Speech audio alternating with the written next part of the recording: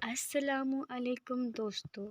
कहते हैं एक चीनी बुढ़िया के घर में पानी के लिए दो मटके थे, जिन्हें वो रोज़ाना एक लकड़ी पे बांधकर अपने कंधे पर रखती और नहर से पानी भरकर घर ले आती।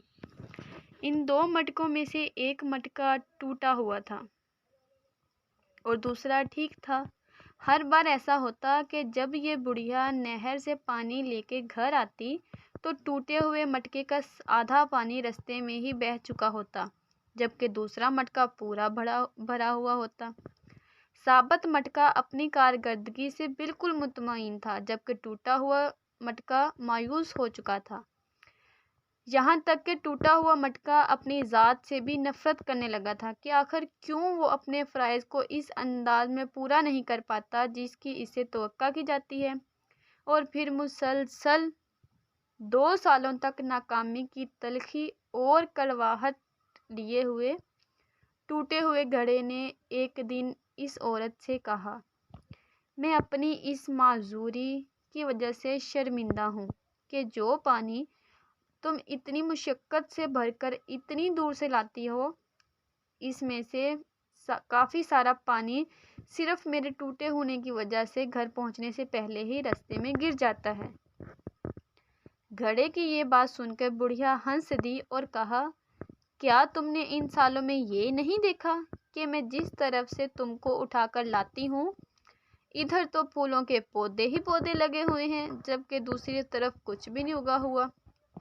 मुझे इस पानी के बारे में पता है जो तुम्हारे टूटे हुए होने की वजह से गिरता है, और इसीलिए मैंने नहर से लेकर अपने घर तक के रास्ते में फूलों के बीज बो दिए थे, ताकि मैं अपने घर आने तक वो रोज़ाना इस पानी से सराब होते रहा करें।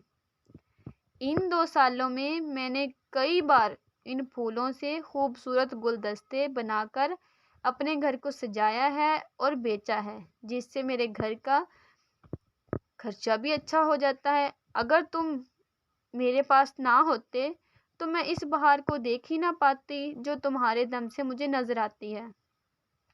ये बात सुन के मटका एकदम खुश हो गया और उसे खुद पे नाज होने लगा कि मैं तो खुद को खामियों से भरा हुआ समझ रहा था, लेकिन मेरी मालकन तो मुझसे बहुत खुश है।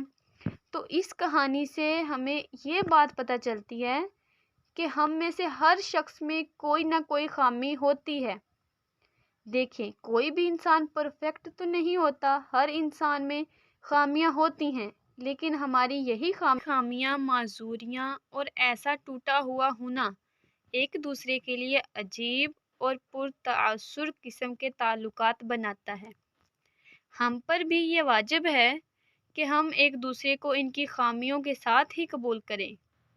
हमें एक दूसरे की इन खूबियों को उजागर करना है जो अपनी खामियों और माजूरियों की उजालत के बोझ में दबकर नहीं दिखा पाते। माजूर भी मुआशरे का हिस्सा होते हैं और अपनी माजूरी के साथ ही इस मुआशरे के लिए मुफीद किरदार अदा कर सकते हैं। हम जिस इंसान को जितनी उसकी खामियों के बारे में बताएंगे, वो इंसान उतना ही एहसास कमतरी का शिकार होता जाएगा। इसलिए हमें चाहिए कि दूसरों की खामियों के बारे में बात करने के बजाय उनकी खूबियों की तारीफ़ करें। जी हाँ, हम सब में कोई ना कोई ऐब है, फिर क्यों ना हम अपने इन ऐबों के साथ एक दूसरे की खामियों और खूबियों को मिलाकर अपनी अपनी ज़िंदगियों से भरपूर लुत्फ़ उठाएं। हमें एक दूसरे को कबूल करना है, एक दूसरे की खामियों और खूबियों पर पर्दा डालना है और एक दूसरे का साथ देना है।